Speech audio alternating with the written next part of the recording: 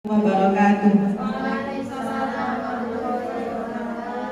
Yang kami takzimi Ketua Yayasan beserta jajaran pengasuh Pondok Pesantren An-Nuriyah, yang kami hormati Ibu Rubiati selaku pengawas di sekolah kami, dan ustadz-ustadzah yang pada kesempatan kali ini sudah berkenan hadir, dan semoga kita semua selalu dalam lindungan Allah dan diberikan kesehatan.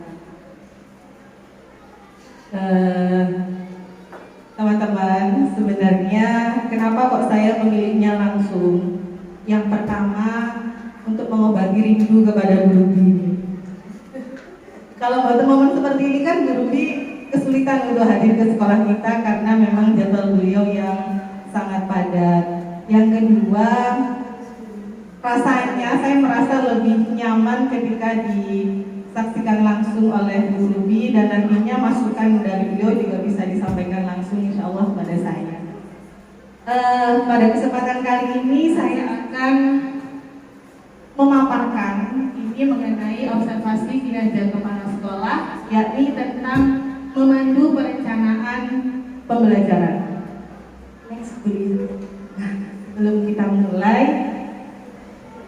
saya punya pantun dulu, tapi harus nyontek pantunnya karena sulit untuk hafal gitu.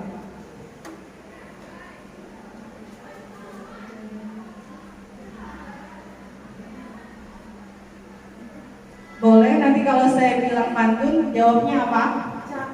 Cakep. Oke, biar tidak tegang nih.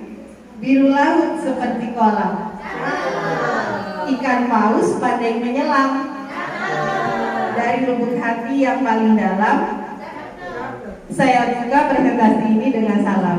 Assalamualaikum warahmatullahi wabarakatuh. Nah, biar nanti kita bisa mengikuti presentasi ini dengan lebih nyaman, boleh saya tanya, bagaimana perasaan Bapak Ibu saat ini? Bahagia, sedih, marah, mengantuk, atau bersemangat? Semangat. Bahagia. Adakah yang sedang bersedih? Oh, tidak ada, aman ya. Bisa lihat? Alhamdulillah, berarti semuanya bahagia dan bersemangat. Baik. Next kuliah. Nah, sebelum kita mulai, alangkah lebih baik kita punya komitmen di forum kita kali ini. Yang pertama adalah hadir seutuhnya. Jadi harapannya bukan hanya raga yang ada di sini, tapi utuh dengan hati dan jiwanya. Okay? Kemudian hargai waktu bersama. Alhamdulillah teman-teman sudah bisa menghargai waktu. Kita semua sudah hadir sesuai jadwal yang ditentukan. Kemudian alangkah lebih baik kalau kita nantinya punya catatan, kira-kira kalau ada yang penting, baik kiranya kalau dicatat untuk meminimalisir lupa. Kemudian nanti kalau ada yang mau bertanya, boleh silahkan untuk angkat tangan. Dan yang terakhir, silent HP. Kalau hadir seutuhnya, boleh HP ada di dekat tapi tidak berada di tangan. Ngerti nggih? Oke, next. Bisa disepakati nggih? Atau ada tambahan? Boleh makan dan sambil minum begitu nggih? Boleh, monggo. Next beliau. Nah, tujuan kegiatan kita pada pagi hari ini yang pertama adalah dalam rangka pelaksanaan observasi kepala sekolah oleh atasan pada PMN. Kalau panjenengan sebagai guru, sasarannya adalah murid. Kalau saya di sini sebagai kepala sekolah, maka sasarannya adalah seluruh dewan guru. Kemudian yang kedua, sebagai upaya memandu pertemuan perencanaan program dan anggaran sekolah berbasis data untuk peningkatan kualitas pembelajaran. Kenapa saya memilih topik ini? Karena ternyata sesuai dengan rapor pendidikan kita, beberapa bagian yang lebih banyak nilainya yang agak rendah itu adalah pada kualitas pembelajaran. Next, biar lebih semangat. Ini udah semangat, tapi biar lebih semangat kita bawa ice breaking dulu gitu. Ice breakingnya itu adalah sambung kata.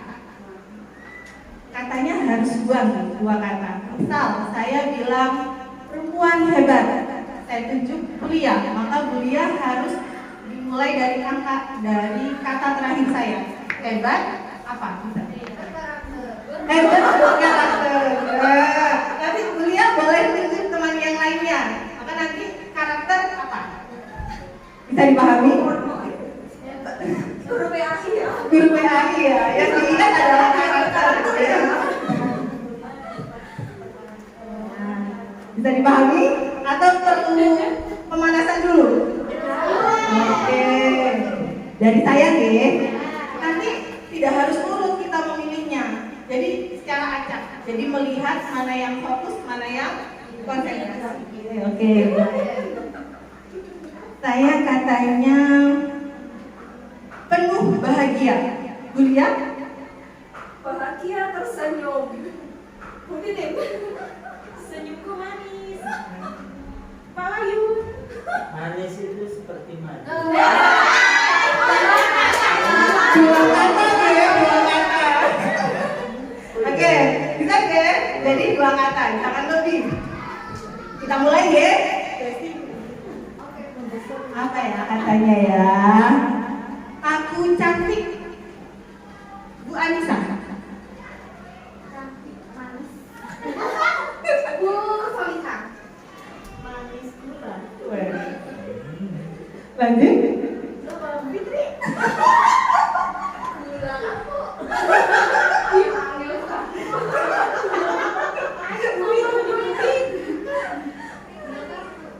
Bu Arfia wes.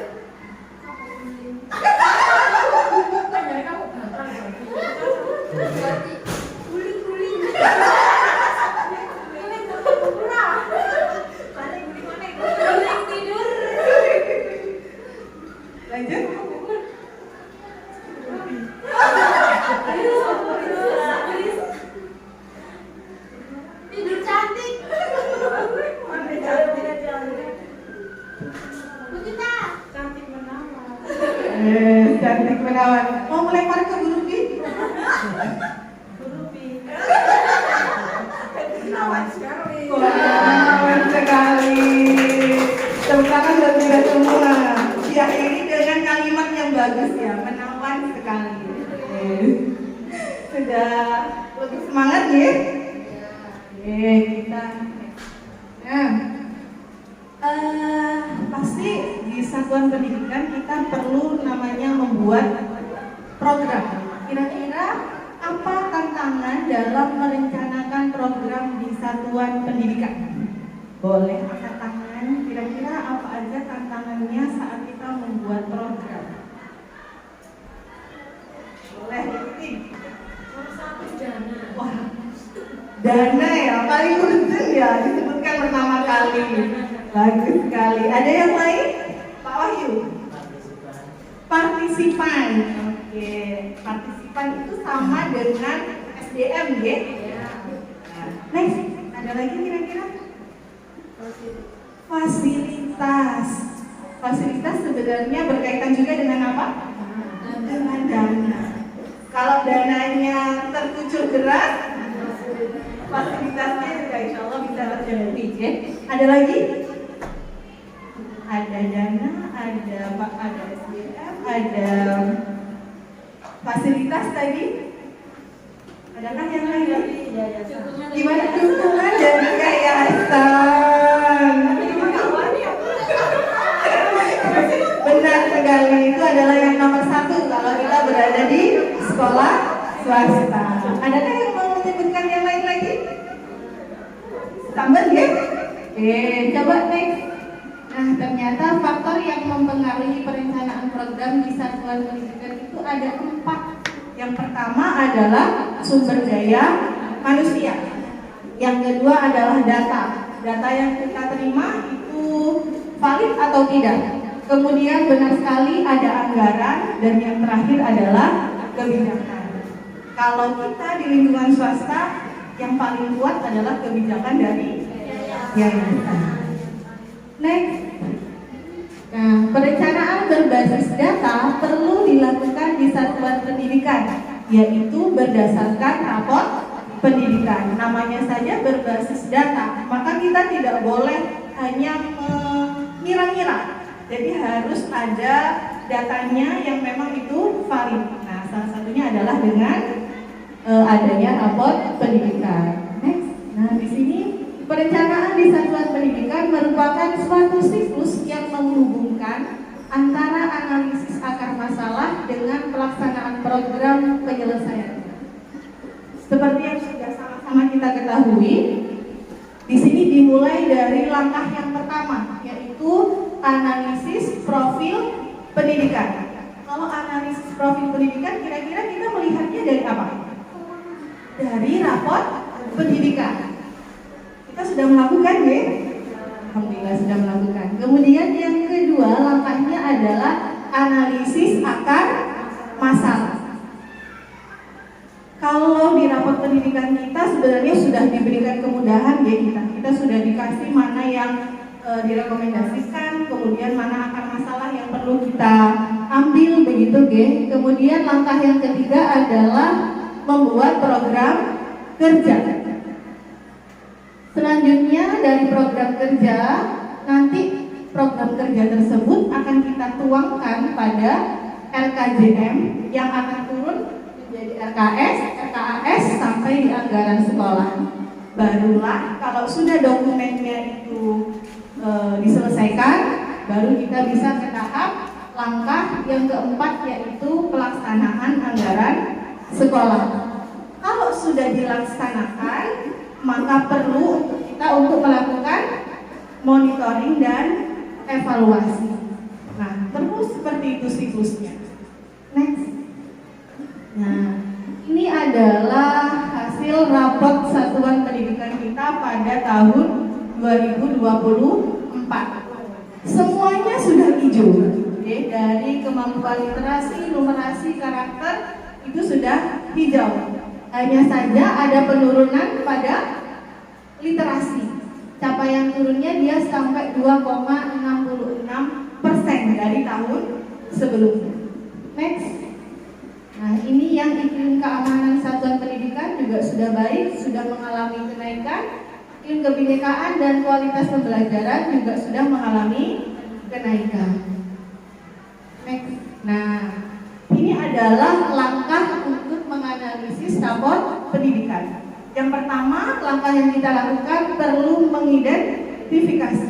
Bagaimana caranya? Yaitu memilih dan menetapkan masalah yang dihadapi oleh satuan pendidikan melalui rapor pendidikan.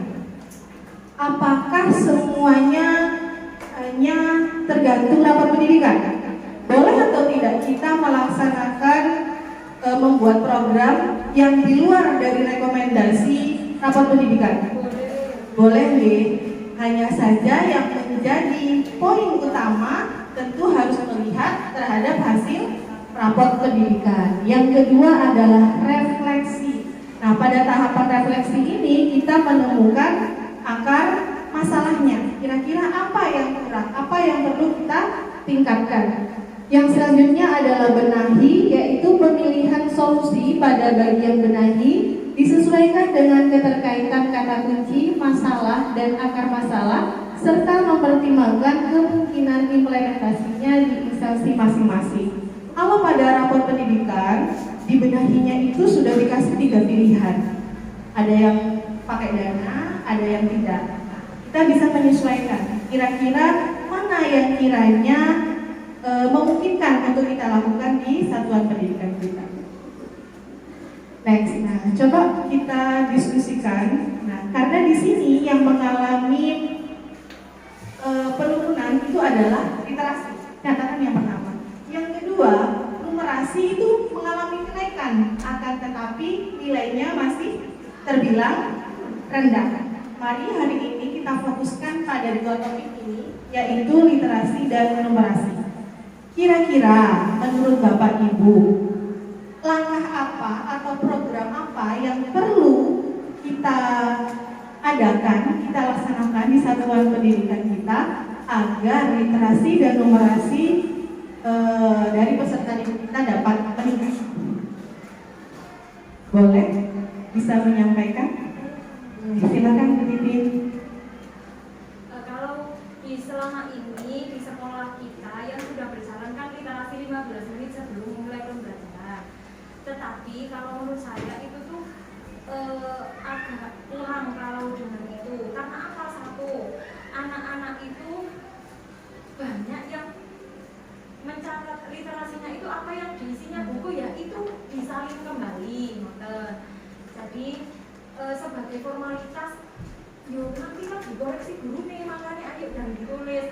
Bahkan kemarin anak-anak putra itu sempat ketahuan sudah nulis kemarin-kemarinnya. Jadi saya duduk loh, kok uji setelah kapan literasi? Saya suruh kembalikan modal.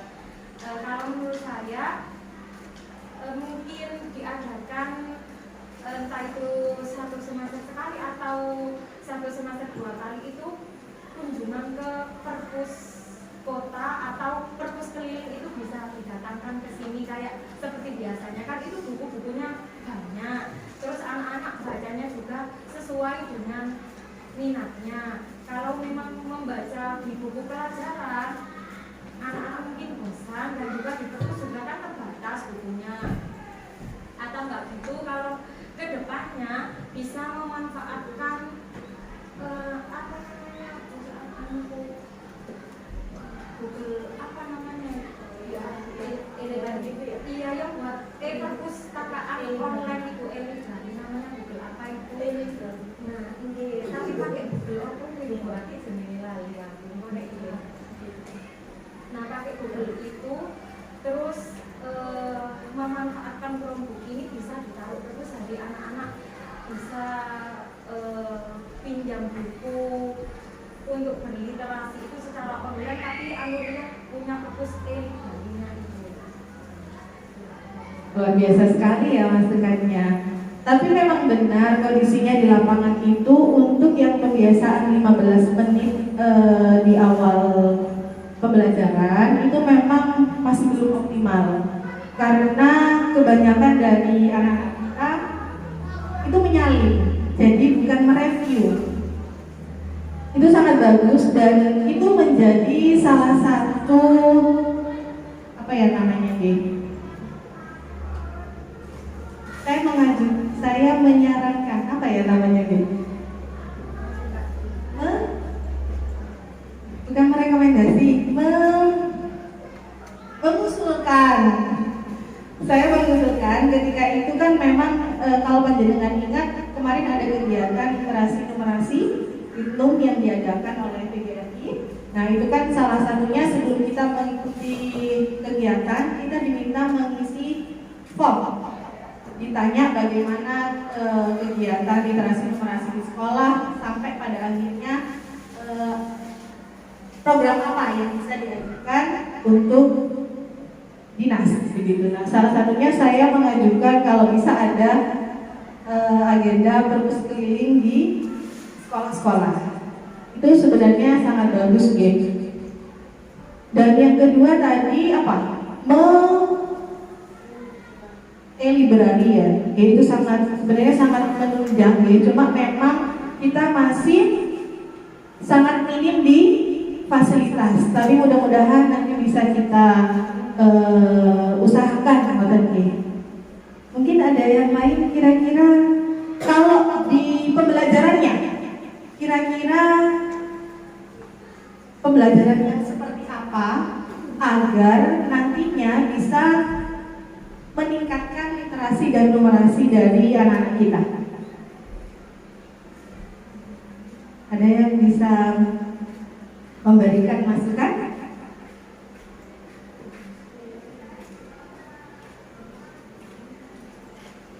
Biasanya anak-anak itu sukanya apa kalau di kelas? Cerita, main game. Benar, itu sangat masuk ya.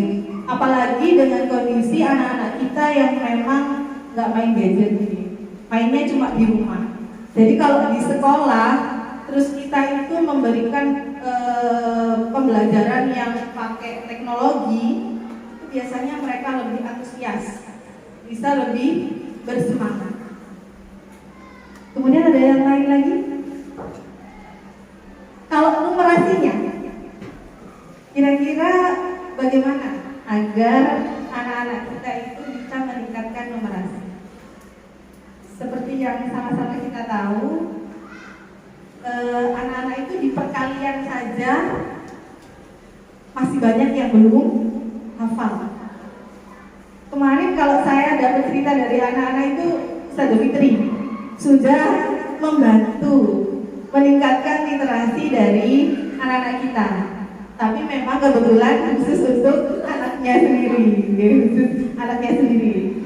Jadi membantu untuk bagaimana caranya anak-anak itu bisa hafal perkalian. Sebenarnya kalau saya dapat materi dari kegiatan literasi dan numerasi kemarin, ada istilah namanya bincang numerasi. Jadi sebenarnya kan panjenengan semua sudah mengetahui bahwa numerasi bukan hanya menjadi tugas dari guru matematika, guru IPA, tapi menjadi tanggung jawab bersama. Bagaimana bincang numerasi itu? Bincang numerasi itu hanya sederhana-sederhana saja. Misalnya kalau seni budaya, tentang musik, bikin aja ketukan begitu. Nah, Dok, saya akan coba memperdengarkan kalian musik dengan misalnya musik yang pakai gitar atau pakai piano. Kira-kira dari situ, dari satu bait ada berapa ketukannya ya? Itu sudah termasuk bincang numerasi. Jadi boten yang sampai fungsi boten. Jadi bincang numerasi itu kalau sampai fungsi kan bingung juga ya kalau bukan guru matematika ya. Makanya yang sederhana-sederhana saja. Intinya di sini kita mengajak anak-anak kita untuk terbiasa dengan numerasi di kehidupan sehari-hari. Selain itu kira-kira apa lagi? Kalau di kejuaraan ini, anak lingkaran stadion itu 400 meter. Kalau lari jarak dengan 3.000 meter, jadi pelari itu harus meningkatkan berapa kali lipat. Itu saya dibutuhkan. Betul sekali. Itu sudah termasuk dari bincang numerasi. Kalau yang literasi, alangkah lebih baiknya sebenarnya anak-anak tidak hanya diminta untuk review di catatan, karena kondisinya di lapangan biasanya anak-anak itu kan hanya menyalin. Biar nggak menyalin gimana? Bolehlah kita sesekali itu tunjuk secara random atau minta kesediaan dari anak-anak kita, siapa yang mau menyampaikan isi buku. Di situ sudah akan menggali, meningkatkan minat untuk literasi dari anak-anak. Mungkin ada yang lain?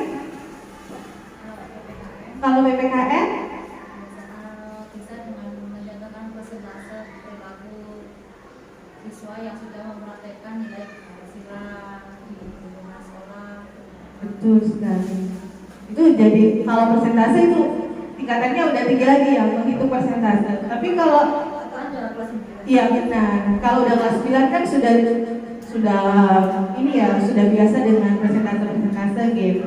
Bagus sekali. Selain itu, kalau sebelum kita mengajar, biasanya kita harus mempersiapkan apa? Pertanyaan pemantik. Pertanyaan pemantik itu ada di dalam apa? Betul, berada di dalam modul ajar. Maka kita juga perlu dalam perencanaan pembelajaran, kita harus menyiapkan modul ajar. Untuk menyiapkan modul ajar, kita perlu apa? Apa coba? Yang paling utama sebelum ATP? CP. maka kita sebagai seorang pendidik maka perlu untuk memahami lebih dulu CP dari mapel kita. Kalau kita sebagai guru mapel tapi tidak memahami CP-nya, maka ke bawah juga akan kesulitan. Setelah CP, maka yang perlu kita persiapkan adalah TP. Kita perlu membreakdown ya, kita menurunkan dari CP menjadi TP. Muncullah nanti tujuan pembelajaran yang akan kita sampaikan atau menjadi target kita selama kita mengajar. Kemudian kalau setelah TP ada ATP, kita punya alur tujuan pembelajaran. Kalau mengenai perbedaan kurikulum Merdeka dengan K13, saya yakin teman-teman sudah sangat memahami ya, sudah 3 tahun. Mungkin Bu Alfi aja yang canggih tapi di perkuliahan sudah mulai membahas kurikulum Merdeka kan gitu. Betul. Karena kita aja ya yang baru membahasnya ketika sudah mengajar. Oke, kemudian kalau sudah ada ATP, maka nanti baru kita punya modul ajar. Nah, selain kita itu fokus pada tujuan pembelajaran setiap mata pelajaran, alangkah lebih baiknya kita itu bisa menyiapkan anak-anak kita untuk menerima pembelajaran. Kenapa kok tadi saya menanyakan kabar ke panjenengan semuanya?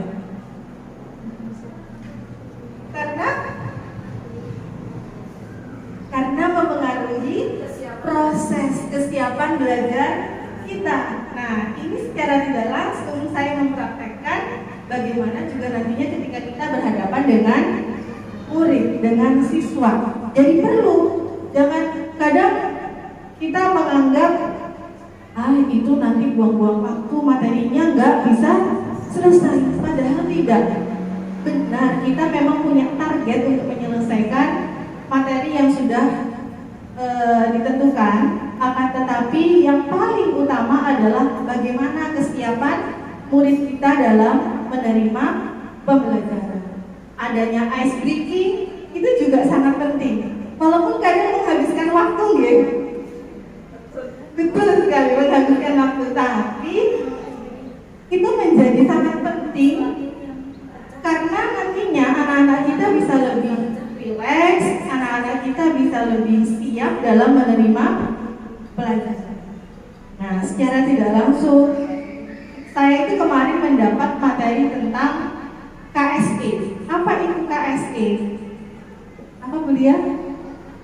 Kompetensi sosial emosional. Benar, kompetensi sosial emosional. Jadi kita bagaimana mengatur emosionalnya anak-anak. Kadang kan ada anak-anak yang tanpa kita sadari di dalam kelas itu lagi sedih, lagi punya masalah, Qur'annya yang belum selesai, teramat gitu di pikirannya begitu ya. Jadi alangkah lebih baiknya kita mewadari, biarkan anak-anak kita itu berkeluh kesah. Kita mendengarkan aja dulu sampai nanti akhirnya kita juga bisa berikan arahan. Kalau dengan seperti itu anak-anak bisa lebih siap dalam menerima materi. Mungkin ada hal lain? Tidak ada? Sudah cukup ya? Oke, kalau tadi dalam perencanaan pembelajaran kita butuh CP. Kalau sudah ada CP perlu kita turunkan menjadi TP. Kemudian kalau sudah ada TP perlu kita membuat ATP. Kalau sudah membuat ATP, maka kita bisa membuat modul ajar. Kalau sudah punya modul ajar, maka kita sudah siap untuk mengajar, melaksanakan pembelajaran. Kalau setelah melaksanakan pembelajaran, apa yang kira-kira perlu kita lakukan? Refleksi. Benar, sudah pintar-pintar semua loh ya. Yang perlu kita lakukan adalah refleksi. Ya, refleksi kepada murid, refleksi juga terhadap diri kita. Oke. Jadi ditanya anak-anaknya kalau sudah selesai pembelajaran, perasaannya bagaimana ketika menerima pelajaran, apa yang sudah didapat ketika selama proses pembelajaran. Kira-kira selanjutnya mereka apa yang akan dilakukan setelah menerima pelajaran? Kalau sudah refleksi, selanjutnya apa? Evaluasi. Benar sekali. Dengan evaluasi itu kita jadi tahu kira-kira apa yang perlu kita pertahankan, apa juga yang perlu kita tingkatkan. Nah, yang kita tingkatkan ini yang perlu kita menjadi di garis bawahi. Kalau sebelumnya misalnya pakai permainan yang non teknologi, anak-anak biasa saja. Gimana ya caranya biar anak-anak bisa lebih antusias? Oh, ternyata lebih antusiasnya dengan menggunakan teknologi. Ada macam-macam guys sekarang, ada word, ada quizzes, ada apa lagi? Ada apa? Pocket. Banyak sekali game. Itu nanti bisa diterapkan. Yang sudah menerapkan bisa saling berbagi.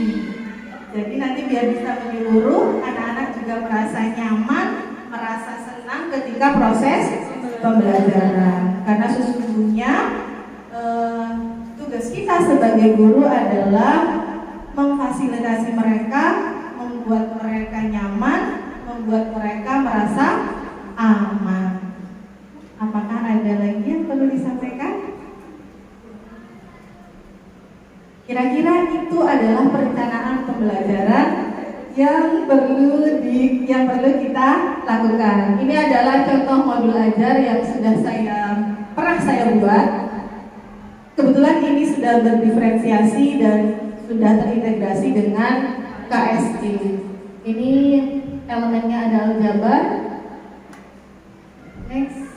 Nah, KSE itu seperti apa? Nah, ini kita tidak hadir ya, kita menyapa mereka dengan hangat, itu sudah termasuk KSE. Jadi kalau zaman dulu ya, guru zaman dulu biasanya kan kalau datang, Assalamualaikum warahmatullahi wabarakatuh, anak-anak sekarang gitu kan. Kalau kita zaman sekarang kan buatan, Assalamualaikum warahmatullahi wabarakatuh, anak-anak hari ini bagaimana kabarnya? Itu kan biasanya kita perlu ekspresi gitu, boten yang takut itu kan. Kalau datang kan anak-anak jadi takut. Nah, ini sudah termasuk dari kesadaran diri. Bahkan boleh kita itu memperdengarkan lagu pada murid-murid kita. Jangan sampai kita ya benar, kita memang di dalam pondok gitu, perlu kita batasi. Tapi selama ada pendampingan kita, maka boleh saja kita itu memperdengarkan mereka itu lagu. Untuk apa? Ya biar rileks aja otaknya gitu, biar nyaman aja gitu. Iya, boleh biar gak semangat gitu. Ketika semangat. Ya. Ini adalah contoh dari modul ajar yang sudah terdiferensiasi dan terintegrasi dengan KSE. Mungkin itu yang bisa saya sampaikan. Apakah dari teman-teman ada yang ditanyakan atau yang perlu didiskusikan?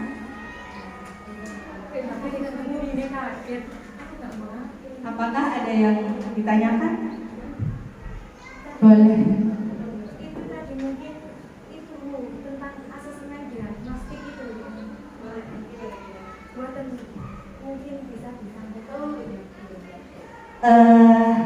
Salah satu hal yang perlu kita lakukan dalam menerapkan pembelajaran berdiferensiasi itu salah satunya adalah dengan kita itu melakukan asesmen awal. Kita perlu melakukan asesmen awal. Sebenarnya tujuannya untuk apa asesmen awal itu? Pada dasarnya bukan untuk mengkotak-kotakkan anak-anak ya. Jadi asesmen awal itu digunakan untuk kita bisa memfasilitasi anak-anak kita sesuai dengan kemampuan mereka. Apakah harus pakai gaya belajar? Ternyata tidak. Tidak harus menggunakan gaya belajar. Kita berdiferensiasi dengan kemampuan awal dari murid itu bisa dengan cukup membedakan memberikan pemahaman kepada murid. Misalnya ada murid yang dia udah bisa langsung memahami dengan sendirinya. Ada yang dia kemampuannya memang levelnya rendah, perlu kita dampingi secara lebih intens. Itu sudah termasuk berdiferensiasi. Atau bisa juga untuk apa kemampuan awal itu? Untuk kita membuat soal yang bertingkat-tingkat. Jadi soalnya buatan sama. Ada tingkatannya yang tinggi, yang sedang, dan yang rendah. Itu adalah salah satu yang bisa kita lakukan dalam pembelajaran berdiferensiasi. Mungkin itu ada lagi yang perlu didiskusikan? Sabun deh. Tentu hal ini tidak bisa tiba-tiba terlaksana dengan sempurna. Tentu perlu proses yang secara bertahap kita lakukan, terus belajar, muridnya belajar, gurunya juga belajar. Okay? Jadi kita juga perlu bersabar, muridnya juga perlu bersabar. Semuanya tidak ada yang instan, tinggal kita telaten saja bagaimana kita berusaha untuk memenuhi kebutuhan dari murid kita. Mungkin itu yang bisa saya sampaikan. Terima kasih Ustadzah sudah berkenan untuk berdiskusi bersama-sama. Mudah-mudahan melalui diskusi ini kita bisa lebih baik lagi dalam membuat perencanaan pembelajaran yang akhirnya dapat kita laksanakan dengan lebih baik lagi dan kita bisa memenuhi kebutuhan murid-murid kita. Terima kasih, mohon maaf apabila ada hal-hal yang kurang berkenan. Saya akhiri. Wassalamualaikum warahmatullahi wabarakatuh. Tepuk tangan untuk Bu Bisa. Sepertinya sudah terbiasa dengan menyampaikan sesuatu di depan forum ya. Apalagi sekarang jadi guru bergerak. Satu kelas jumlahnya berapa Bu?